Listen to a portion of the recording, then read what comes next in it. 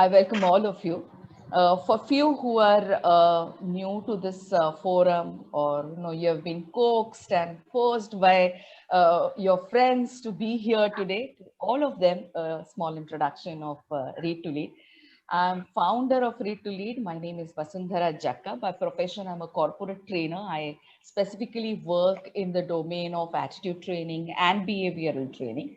And my style of training is experiential. So learning is an integral part of my profession, and I personally strongly believe, the one who stops learning is dead.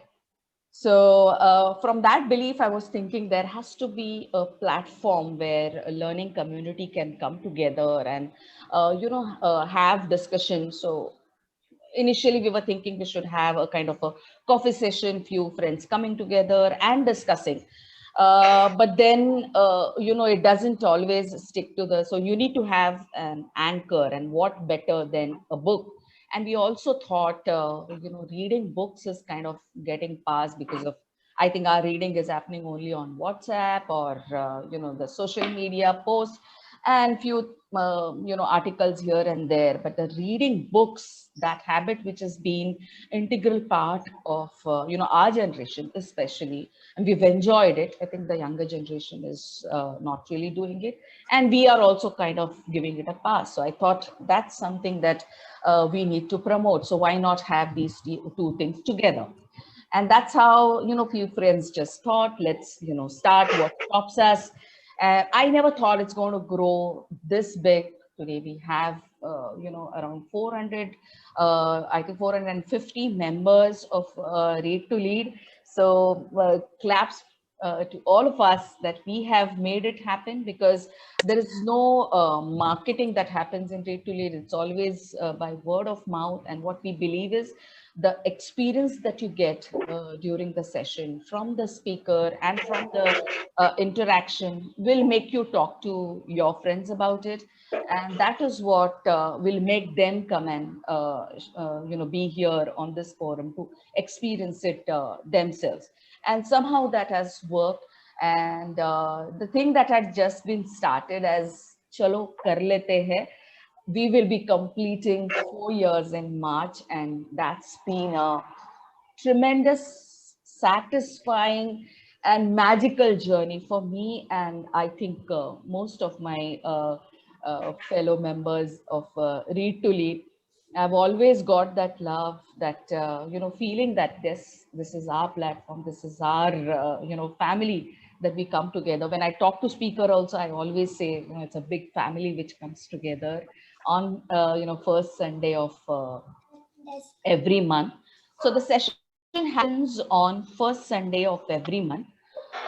Prior to last March, before the pandemic hit, we used to do it physically in SIS College of Management. And we had authors coming and speaking on their book. We also used to have their books for sale with, then we used to also have a privilege of having author signed copy.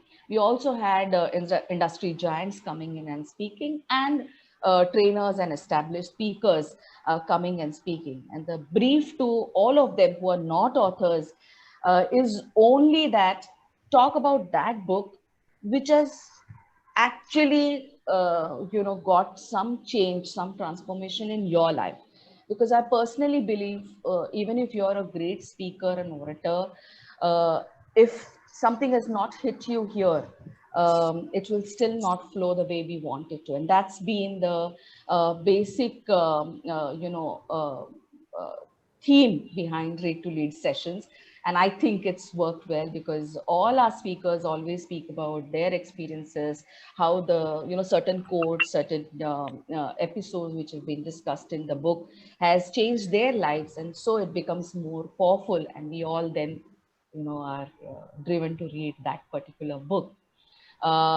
Next month we will be completing 4 years, and though we will not have a regular celebration, we will have something special. So be there.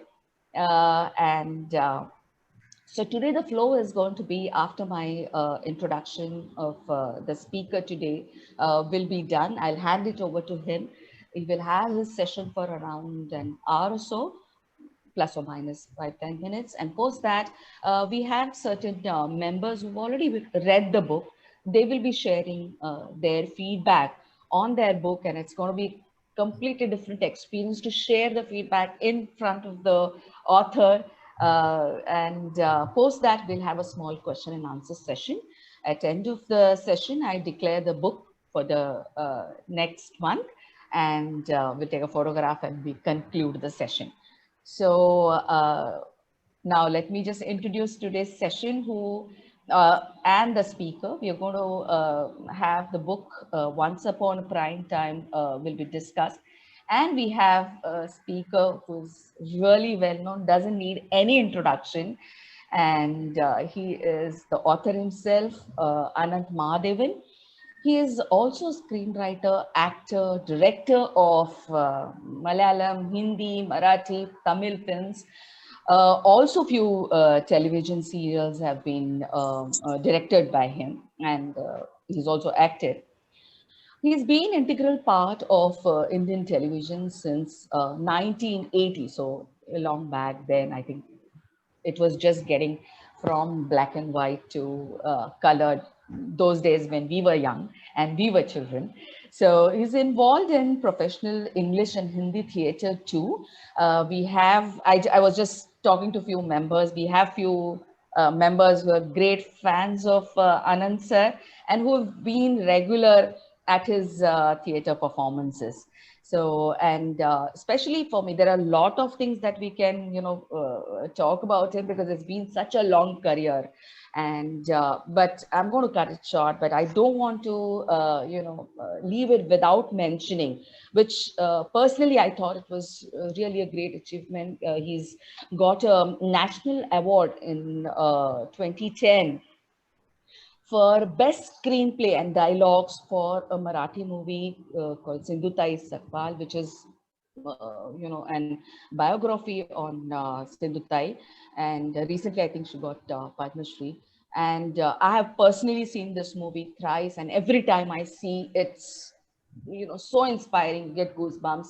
So that's the kind of, movie it is. And now, without much ado, I think I'll hand over this forum to Anand Mahadevan sir, because when I asked him, sir, anything specific in introduction, because it's such a long pace that I can go on and on.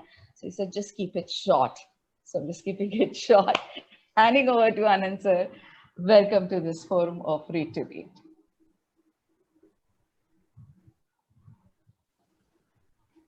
Thank you. Thank you so much. I'm just trying to... We don't have any PowerPoint. Sir will be talking to us. It's going to be complete Samvada. And I will request all other members to keep it on mute so that we don't have... yeah, please keep it on mute, all others. Good morning. Good morning. Thank you so much, Vasundhara, for that lovely introduction. And director, it's... just... So please, everybody else, please keep it on mute. I request everybody to keep it on mute, please. Who is this? Lenovo. Nitin, I have made you co-host in case if you feel you can mute them directly. Sorry, sir. Yeah, you can. Okay. You can. Yeah, thank you. Thank you once again. And I think it's an absolute honor, privilege, and I'm in fact very humbled to be addressing such an erudite and very knowledgeable gathering here. It's almost like, you're facing a firing squad, and with all your inexperience compared to what all of you have been. I mean, we've touched about 50 participants already, and I know it's a little cruel to get people out of their beds on a Sunday, a nice wintry Sunday morning at 9 o'clock. And so I'm extremely thankful to all those 50 people who are here, who took the trouble to be here to listen to me. And I hope I will make this worth your while, the session worth your while. So here goes. I must, I mean, I'm sure that the question that is floating in your mind is, how come I came to writing this book, and what was it that prompted me to do this? Well, a couple of reasons. The personal reason, of course, is that I have been sort of running parallel to the sponsored television industry from 1983 in India till date. And it's been some kind of a journey because, I mean, in all humility, if I may say, not many people have lasted these arduous 40 years trying to keep pace with changing times, changing attitudes, tolerances, and styles, and so many people who have changed in the governance of the system itself. So that has been one hell of a task to sort of keep pace with them. And when I realized that 40 years have just sort of flown by, and there's so much to tell, there's so much that has happened, and none of that has been documented for posterity or put down as some kind of record. It's unfortunate. It happens only in our country. When you go to the United States or the UK or even other continental countries, you find that all their work on television has been recorded on DVDs or CDs or Blu-rays for people to buy for their collection and keep it for posterity. But if you look at our work, I mean, very few works are available on DVD, and even less is known about how those shows were made, how those programs came to be. So I thought it would be pertinent to put this down, record this on paper at least, and turn it into a book that could be used in several ways. I mean, if you want to see it as a personal adventure, you could see it as an autobiography. If you like to see it as a reference book, you have everything that you need. And if you just want to, I mean, just read it for the pleasure of reading it, I think it still has those ingredients that might engage you. The second reason is, of course, that after the Asian Games in 1983 in India, came a turning point in our television, in our broadcasting, I would say, because color television was introduced in 1983 for the Asian Games, and all the equipment that was brought in and was used to broadcast the Asian Games had to be used. The infrastructure was huge, and it should have been a colossal waste if that had not been utilized for something better than just 1 month games. So I think somebody there at the head of Prasar Bharati thought it neat to introduce a sponsored television in India, because All India Radio already had sponsored programs, and they were making good money out of the slots, the 15-minute slots or the half-an-hour slots. So why not television? And television was visual. Television had the reach, and no one had the reach. And even today, no one has the reach that Doordarshan has, because as a terrestrial channel, it reaches almost every household in India and now even abroad. So that was a milestone in Indian television, introducing sponsored programs, introducing commercial television, as we called it. And but the most important thing that really happened was the reverse flow of mediums, or I would call it the marriage of cinema, film, with the small screen, television. And that was a very important migration, probably one of the greatest migrations that happened in the history of art and artistry in India, that television, although it was a medium that was unknown to a lot of people, it was still a great mystery. There were shows, there were plays that were filmed for television. There were a lot of television programs, like interviews and important shows regarding social issues. But there was no fiction as such on television, and inducing those stalwarts who had already made a name in cinema, to actually tempt them, to convince them to get into a medium that may not be as cinematic as they know it to be. And it is the medium of the close-up, it is a medium of the written word. And to get them to do television and give television a respectability, a certain kind of standing, was, I think, the biggest achievement that the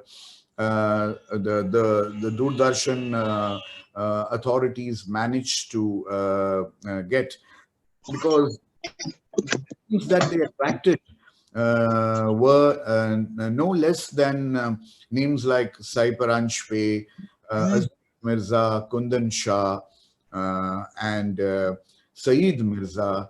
Then we had the big banners like B.R. Chopra, we had Yash Chopra coming in, we had Ramanand Sagar, and even intellectual thinkers and makers like M.S. Satyu, Shyam Benegal, and Govind Nilani.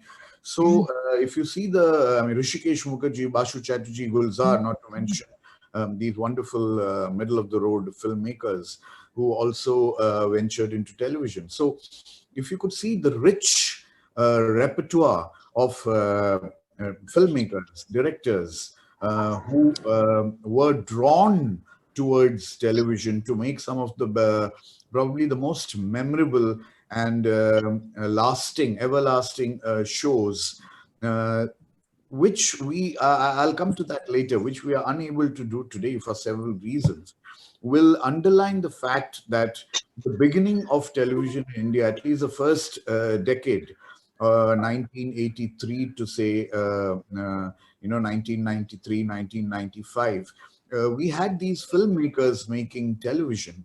It also threw up a lot of television directors like Sridhar Shirsagar, Anand Mahindru, and Bharat Rangachari, all of them who made a name for themselves on television, even as they were toying with cinema. And of course, it gave birth to what we today know as the television star. All those actors from theatre, including myself, I was doing a lot of theatre in those days, were recruited into television to give it that kind of freshness, the kind of spontaneity, to make sure that television did not get into the kind of mannerisms and the attitudes and the impressions that the formula cinema had made on audiences. So that's what made television, so novel, and people saw fresh faces. And even as they saw a lot of fresh faces like Shafi Namdar and Swaroop Sampath, Satish Shah, Rakesh Bedi, Rajesh Puri, a lot of them who had made a mark on television. They also had the pleasure of watching some major film stars who were not fighting shy of getting into a smaller medium, like Amol Palekar, Rameshwari, and later we had Girish Karnad and Tanuja, all of them following suit. And so it became a great, amalgam of fresh faces who had become very popular on television, and the established veterans who were giving them, tremendous support. So that is how television looked in the early days. And Doordarshan could pat itself on the back for having, broken through the medium so fast. I mean, they could have been groping, fumbling, made a mess of it, but fortunately they did not.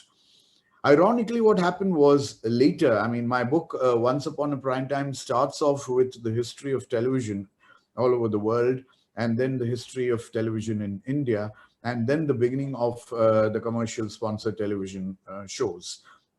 I've divided the book into 3 books, or 3 episodes, as we know television to be, since television is so episodic.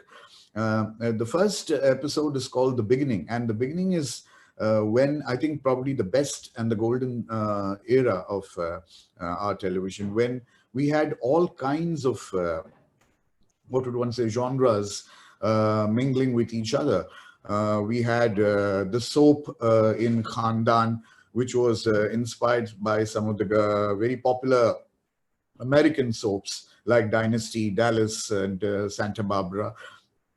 We had the comedy, the sitcom in Ados Pados. Ados Pados was the series that launched me, where I played this very feather-brained character called Chintamani. And it is a marvel of writing, because if today people still remember that name Chintamani, it's people, they say that public memory is short, and I think some of our filmmakers have proved them wrong, especially people like Sai Paranjpe, who wrote that character so well that it remained etched in memory even till today. So that's very fascinating to see that people remember characters which are well written, which underlines the fact that it is writing that makes television, and it is writing that we lack seriously when it comes to the visual media, whether it's television or cinema or even theater. So the writing is what eventually lasts and goes beyond your lifetime to make people remember you or the shows that they have loved. So the sitcom, like I said, Ados Pados and Ye Jo Hai Zindagi. Ye Jo Hai Zindagi again was a very breezy show that, of course, was backed by some excellent direction from Kundan Shah and some great actors. Then we had, what would one call the family soap, like Hum Log and Bunyad. And it, since they were so popular, they were twice a week on Tuesdays and Saturdays. Then you had the thrillers. You had, it started off with Karamchand, and then it went on to Byomkesh Bakshi, the detective thrillers as we know them. Then, of course, the short stories, which I give a lot of importance to. It started off with Ek Kahani, which Manju Singh did. She actually took stories from different parts of India and went and shot them in those regions from where the stories emanated. And that is something which has still not been emulated in our television history, because you go into those regions, you pick up actors or non-actors from that region, and you give it that flavor. And Ek Kahani was something that we still remember. Then we went on to doing Darpan with Vashu Chatterjee and Khazana with Yash Chopra. Of course, we can't forget Malgudi Days, which was such a classic, and it was, a set of people who were so real that you could sort of, reach out and touch them on screen. And Malgudi Days rounded up our short story section. And then, of course, we went into the classics like Ghalib, Mirza Ghalib, which Gulzar did such a wonderful job of. And then, of course, who can forget the epics, which started off with Ramayana and Mahabharat, and it sparked off so many mythologicals that we still sort of, we are wading through those gods and goddesses and the mythos that have been repeated. In fact, the Mahabharata has been repeated several times, so has the Ramayana or the Krishna Avatar. And we seem to be really depending on the gods a lot to get the human beings in, or the eyeballs in, for television even today. So that is a trend that is unending, and that I don't think will end in the near future. So that was what the first decade was all about. I mean, it had the greatest of filmmakers. It had the most wonderful inventory of actors who came in both from theater and cinema. And I think it threw up a lot of good writing. When we go on to episode 2, as I call it in my book, and that is the middle, we get into the diversification of Indian television. And that is when a lot of people realize that if Doordarshan can do it, why not us? And if they can do it, why can't we do it better? Because all said and done, Doordarshan, despite its tremendous reach, did not have the quality of telecast that one would have wished for. The colors were rather jaded. When we shot the episodes, they were pristine, saturated colors. And when it was telecast, we were aghast to see, the greens of the palaks and the oranges of the carrots totally washed out. So what happened was the satellite television came in, and with the coming in of more powerful transponders and satellites from, say, Singapore and Malaysia, where they were set up, the quality of telecast improved. And one of the first pioneers of the satellite television was Zee Cinema and Zee Television, and Zee with Subhash Chandra Goel, who started this off, and was followed by Star Plus, Rupert Murdoch's company. Those were the first satellite channels, which of course then multiplied, and they went out multiplying like rabbits, and today we have about 1,000 of them. So satellite television actually threw up two challenges. One, for Doordarshan to pull up their socks and continue to do the great job that they were doing without losing out on their audience. The satellite television also brought in a lot of names that would be filmmakers in the future, like you had Anurag Basu, and you had Imtiaz Ali, and so many of them who used to do a lot of work for Zee and for Star Plus, and also brought in the actors of the future like Irfan Khan, and so many of them, Tanaz Karim, Harsh Chaya. So satellite television went on to recruiting many more faces that would become the face of television and cinema in the future.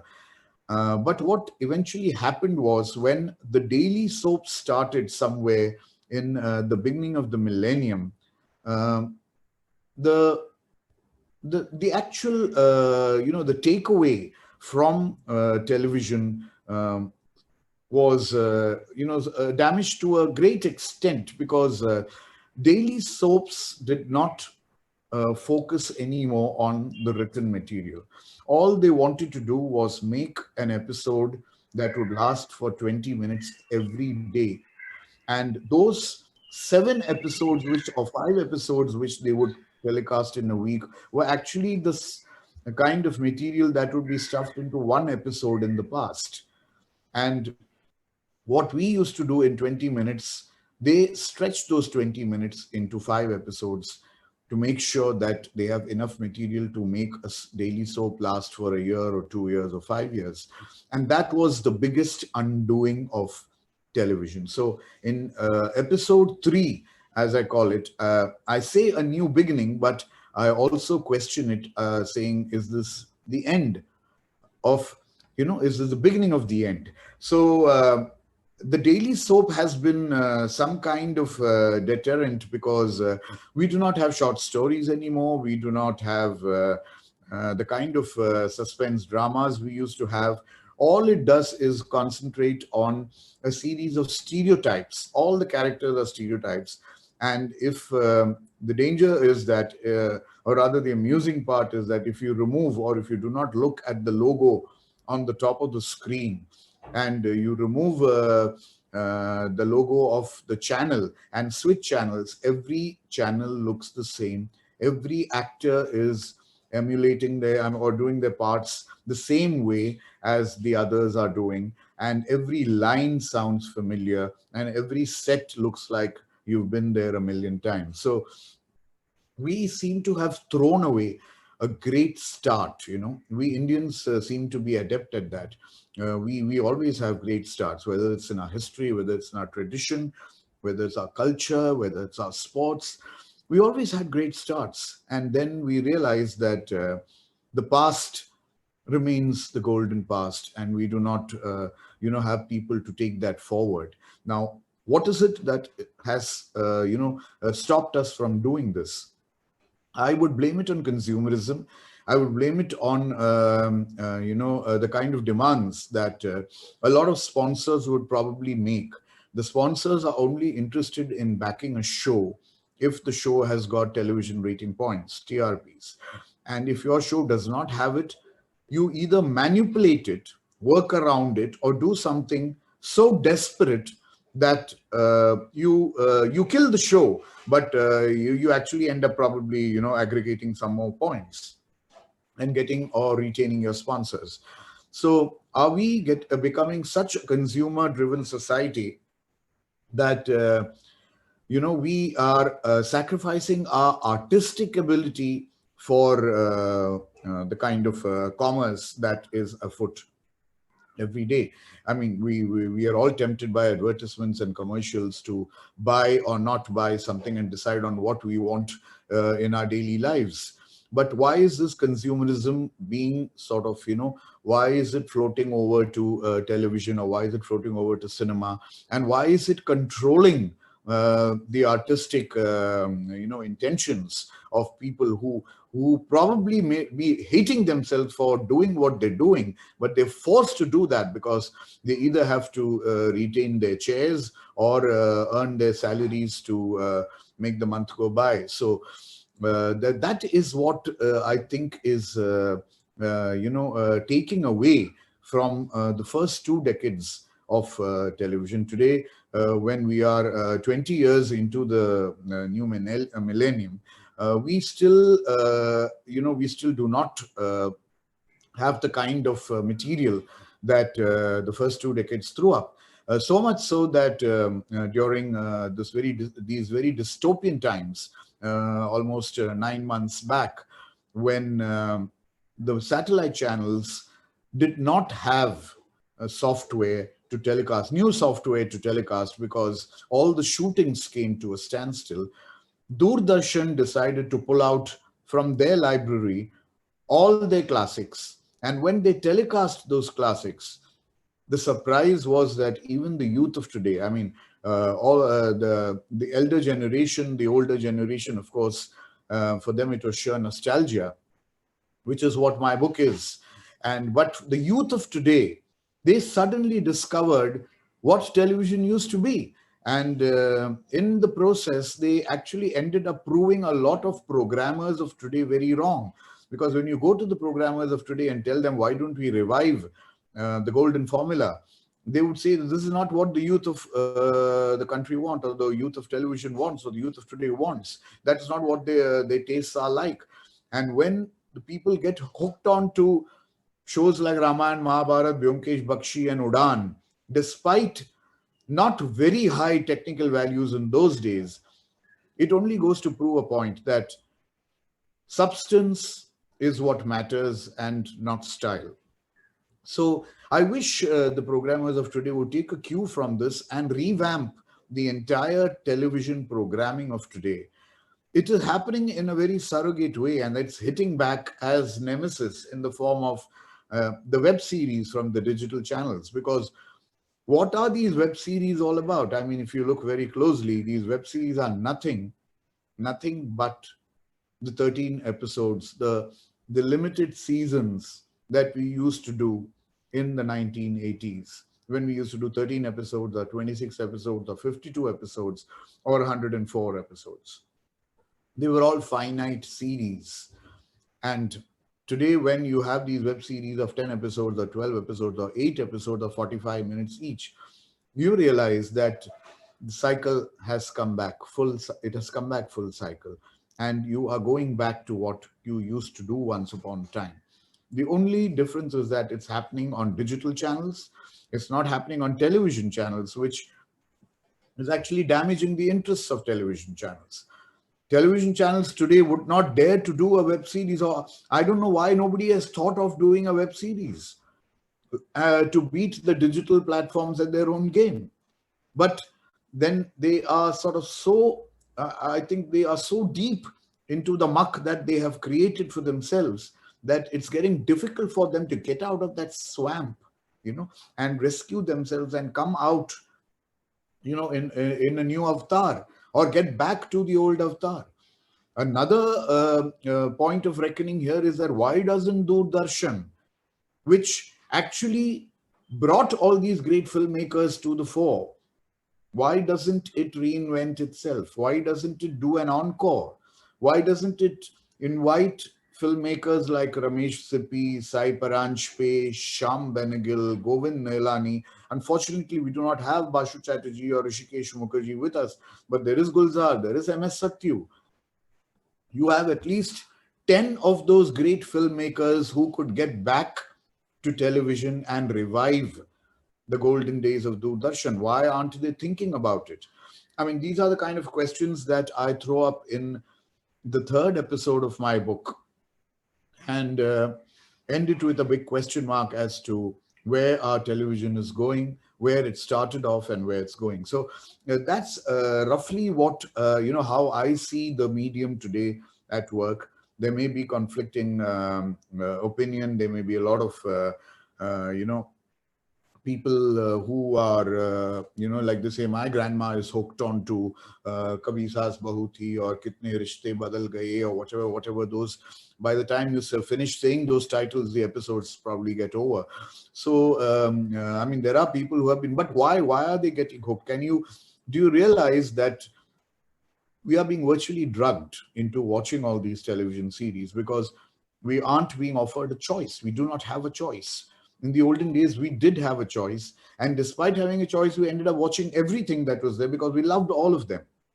But today, with the kind of stuff that is being doled out, you have no choice but to watch them. And then slowly you get drugged, you get hooked. You have nothing else to do. There are no options. So you have actually created this, I would say, terrible, dark,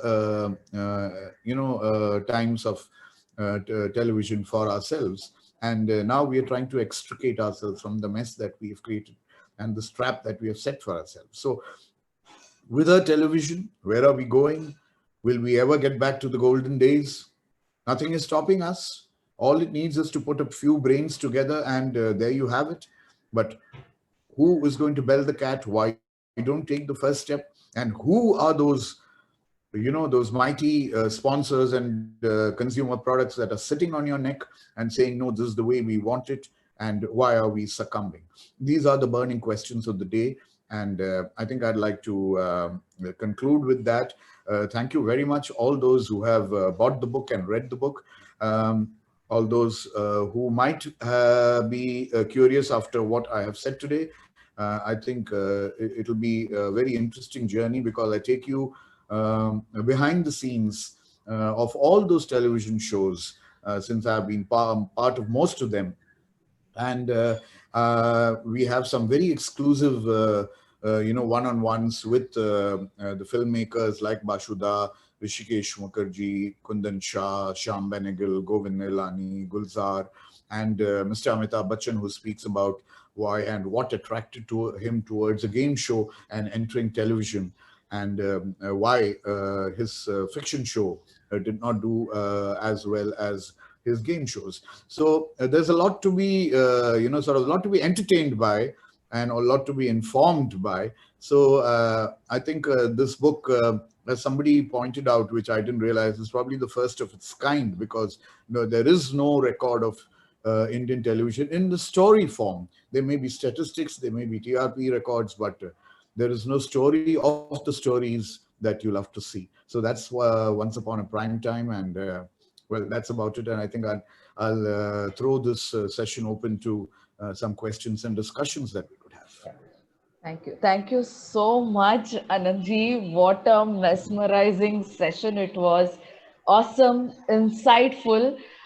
Emotionally, I think you can see the chat. Everyone has gone in a nostalgia, and I myself personally, as a trainer, I make my participants go through visualization, ask them to connect to their childhood and their personal journey. For me, this entire session was that visualization, where from my childhood to today, you actually, got me nostalgic. My entire journey as a viewer of all those great serials and episodes, and the great filmmakers who got so much of an entertainment, and I think learning through all those serials was actually, I went through the entire journey again. What a session it was. not only nostalgic, I think the entire session was also thought provoking. We all were hit hard.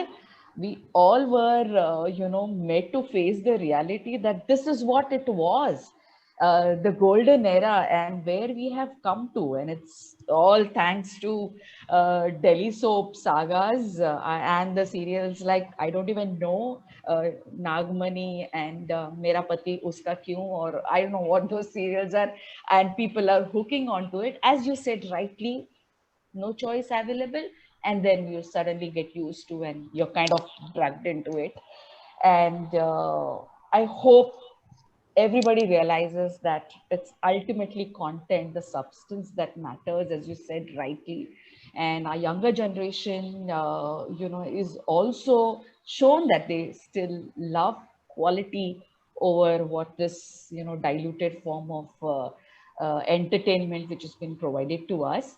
I hope we get back, as you said, suggested rightly, all those great filmmakers come back and get the glory of television back, or else we will be only watching Netflix and Prime Video, Prime Time, Prime Video, okay, channel.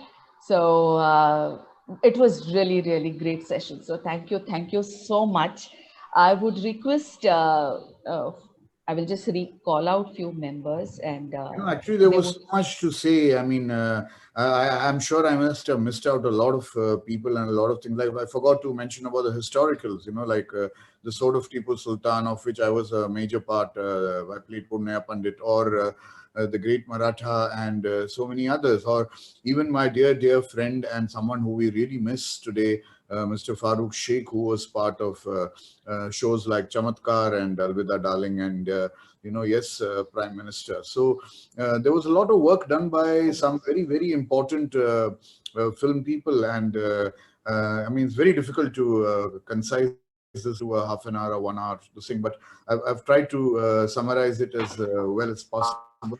So if there is something I missed out, I'm sorry. I if there are people who want to discuss something, I would welcome those questions. Definitely, we'll have a question answer session. Before that, if we just allow, there are a few members who would like to give the feedback who've already read the book, and I know after this session is over, all the members would want to have your book on their bookshelf, read it, and enjoy that nostalgia again. And For giving such a yeah, wonderful I'll just do one thing. I'll stop the share, Okay. and so we can actually see you there. Yes, Anand. Thank Yes. you very much, Vasundhara, for giving me a chance to interact with Sri Anant Mahadevan. It's a great honor, sir. Actually, when I read this particular book, I was so happy and so nostalgic. I immediately spoke to one of my director friend, Mahendra Teredesai. And Mahendra told me that time has come, you should start taking your entertainment seriously. Of course, no doubt your book took me to a nostalgic part of it, but I started understanding a lot of nuances after reading the book, especially about the serials like Khandan, Ye Jo Hai Zindagi, Jaane Bhi Do Yara. Some of the episodes are available on YouTube, no doubt about it. After completing the book, I took one more book, that is a film appreciation book by Piper Jim. And I found that your book gave me a solid background about the television and how the television overall evolved and how we were actually being developed during that particular formative age. And thank you very much, sir, for that particular stuff. And I was extremely happy when I saw you in Sindhudai Sakpar. Either you are angry or your father is angry. How? And that's Normal, I'm asking. that is precisely what I wanted to say. Thanks a lot, and I'm really honored to really talk to you. And one more thing which has happened in my life is 5 years I was with Sri Kishore Pradhan in Glaxo India Limited. So I had yes sir, I had a lot of interactions about these particular stuff. So thank you very much, Anant, and please help us in bringing television back, that is Doordarshan back at the same level, sir. That's the only request which I can make you. I have all the ideas. They have to draw on my experience. Somebody has to call me and tell me to do it. I have all the ideas to do that, and I have all the plans to do that. But somebody should sort of utilize, my, if I may say so, expertise or knowledge. So I understand. I understand. Thanks, Vasu, Thank for you a so much. wonderful chance. Yeah, thank you. Thanks, Anand.